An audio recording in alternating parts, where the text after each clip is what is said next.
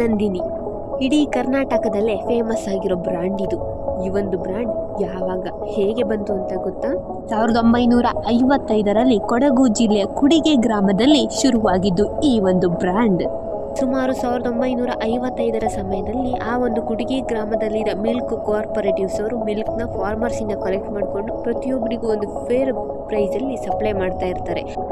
ನಂತರ 1974ರಲ್ಲಿ ಇದನ್ನು KDCC ಅವರು ಅಂದರೆ ಕರ್ನಾಟಕ ಡೈರಿ ಡೆವಲಪ್ಮೆಂಟ್ ಕಾರ್ಪೊರೇಷನ್ ಅವರು ಅಡಾಪ್ಟ್ ಮಾಡ್ಕೋತಾರೆ. ತದನಂತರ ಎಷ್ಟು ಜಿಲ್ಲೆಗಳಿಗೆ ಎಷ್ಟು ಗ್ರಾಮಗಳಿಗೆ ಈ ಒಂದು ಮಿಲ್ಕ್ KDCCಯಿಂದ ಸಪ್ಲೈ ಆಗ್ತಾ ಹೋಗಿದೆ.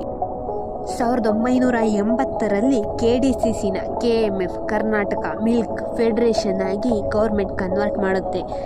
ಆ ಎಲ್ಲ KMFನ ಬ್ರ್ಯಾಂಡ್ಗಳಿಗೆ ನಂದಿನಿ ಅಂತ ನಾಮಕರಣ ಮಾಡ್ತಾರೆ. ನಂದಿನಿ ಅಂದರೆ ಈ ಒಂದು ಕುಡಿಗೆ ಗ್ರಾಮದಲ್ಲಿ ಒಂದು ಹೌಸ್ ಹೋಲ್ಡ್ ನೇಮ್ ಆಗಿರುತ್ತೆ.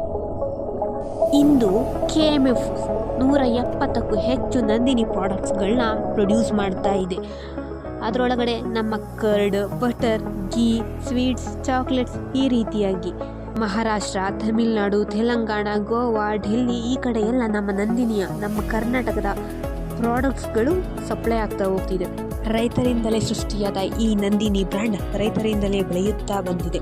ರೈತರಿಂದಾಗಿಯೇ ಇಂದು ಇಂಡಿಯಾದಲ್ಲೇ ಸೆಕೆಂಡ್ ಲಾರ್ಜೆಸ್ಟ್ ಡೈರಿ ಕಾರ್ಪೊರೇಟಿವ್ ಆಗಿ ನಂದಿನಿ ನಿಂತಿದೆ.